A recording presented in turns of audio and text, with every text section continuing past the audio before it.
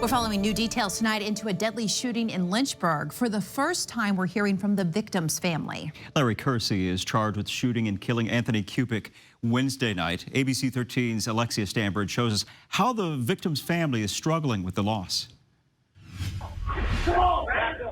Police say Larry Kersey killed Anthony Kupik Wednesday night in a parking lot on 12th Street. Kupek's widow, Melinda Prevet, says she had just talked to him a couple of hours before. I kissed him goodbye and told him I loved him, and I thought he'd be back in a couple hours. Prevet says his friends and family knew him as Tony. I mean, he was such a lovable person.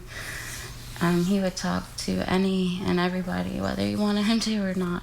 Lily Mann, Kupek's stepdaughter, says he had been a father figure for years after she lost her own dad in 2020. He taught me and my little brother a lot of things, like how to drive. He would take us to get our cars. What was going through your mind when you found out?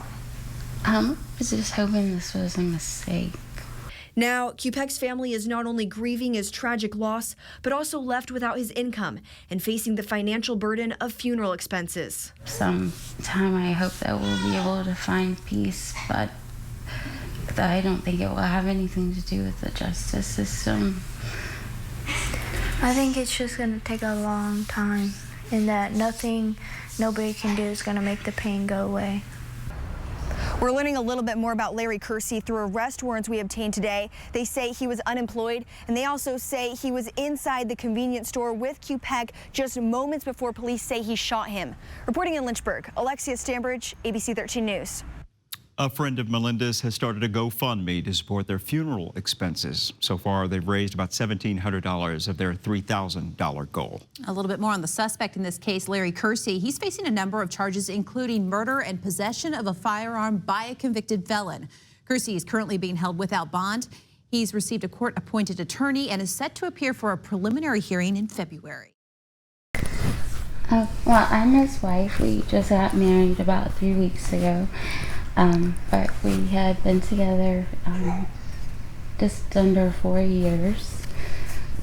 And Your turn. He was like a father to me. He came into Mom's life, I think like 2021, and he just stepped up from there because we recently lost our father the year before. So, I want to begin with talking about who Tony is, to you. You mentioned that he was your husband. You had recently gotten married, but you had been together since 2021, right? Tell me a little bit about, why did you get married? Why did you choose each other? Well, it really was one of those things, like, I didn't really believe in love at first sight or anything like that, but when you meet the person that's right for you, you really just know. I always felt like I was searching for something, and then after we met, I didn't feel like that anymore. This huge hole that I had in my life was full, and we just finally got married. We were going to have something official later, but we just wanted to go ahead and see the documentation. We hadn't got a chance to finish everything up, but he was my best friend and partner. We had a lot of dreams together. We wanted to start some businesses. Consignment and thrifting and that type of thing, and Tony is very ambitious and outgoing. I don't have people skills, so he was my people skills. He talked to everyone for me. He's just the other half of me. What was the other question? No, for you, I know you said Tony was like a father figure to you. What were some of the things when he came into your life? How was that when he came into your life? At first, I didn't trust him because, there's most guys you're not going to go and trust him. But after a while, we all started to love him a lot, and he taught me and my little brother a lot of things, like how to drive. He would take us to get our cars, and he took us to get our learners and our license, and like he just helped us with everything that we needed. If we needed help, he was there to help us. You know, I'm thinking about, you know, obviously this is the hard part of it, is that, you know, we have to talk about, you know, he passed away. You know, how has it been for your family? It's been our worst nightmare. I don't know, I guess I didn't really realize that it was the glue holding us all together, but it still doesn't feel quite real. I don't know. He never met a stranger. I mean, he was such a lovable person. He would talk to any and everybody, whether you wanted him to or not. The world's a much emptier place now without him. When you found out, I mean, this was Thursday, or was it? It was Wednesday night. It was Wednesday night.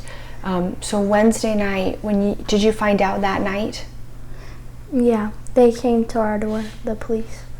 I mean, when you found out, what was going through your mind when you found out? I was just hoping this was a mistake. You know, I don't know. Just hoping that was some type of mistake. And I tried to call him, but he didn't answer. And just a couple hours before, I was going shopping, and I kissed him goodbye and told him I loved him. And I thought he'd be back in a couple hours. Yeah. You know, with this, obviously, the police did, unlike many, cases, police were able to make an arrest pretty quickly in this, in about 12 hours. You know, I mean, how were you guys feeling about them being able to make that arrest, to be able to have someone that they believe is responsible? You know, where are you guys at when it comes to that? Well, I don't think we're supposed to talk about it, but we don't really know much about it, but there's nothing that can change what's been taken from us, so it doesn't really bring any relief, because the only thing that would bring relief is if someone could undo this, but I haven't found anyone that can. Yeah. I want to talk about some of the characteristics of Tony. You know, what are some of the things that you loved about him the most? What are some of the things that, you know, will be the most missed about him? He could talk to anybody and make them laugh or smile. He was a very outgoing person. Yeah, he brought energy to the room. He was very happy. However he was feeling, the whole room was feeling. He was just very energetic and happy person. It was fun to be around. Before we end, I want to talk about you and your family. You know, right now there's a GoFundMe.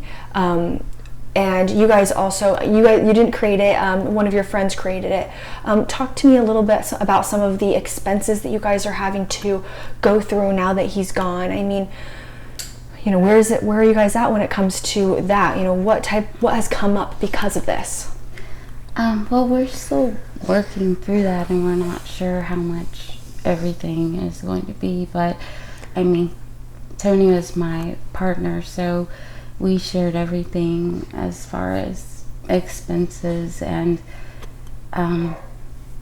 Tony planned a lot of things, and I mean, luckily because of the fund, I was able to take the week off work so that I can grieve with my family, and we want to have a special service to remember him, because he was loved by many, and he deserves that. Yeah. Any thoughts on the people that have already donated?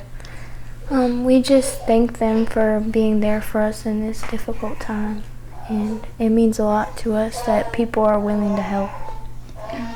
Yeah, we can't express how much that means, and it just shows how much people love Tony, and that is comforting, knowing that we just want him to be remembered for all of the good things that he did and all the people that he touched. With that, do you think that, you know, not talking about the court case or anything like that because we don't want to hurt that, you know, at this time at all, but do you think that the court case going through the justice system, do you think you guys will be able to find any closure? I don't know. I mean, I will never stop missing Tony, and will never ever forget him. Sometime I hope that we'll be able to find peace, but I don't think it will have anything to do with the justice system. I think it's just going to take a long time, and that nobody can do is going to make the pain go away. So, is there any last thoughts you guys have? Anything that you want anyone to know?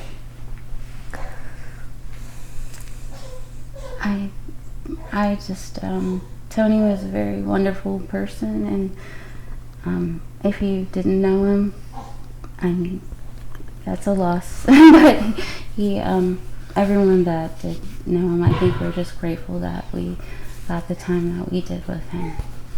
yeah. Thank you for watching. Be sure to subscribe to our YouTube channel and watch more videos from ABC 13 News.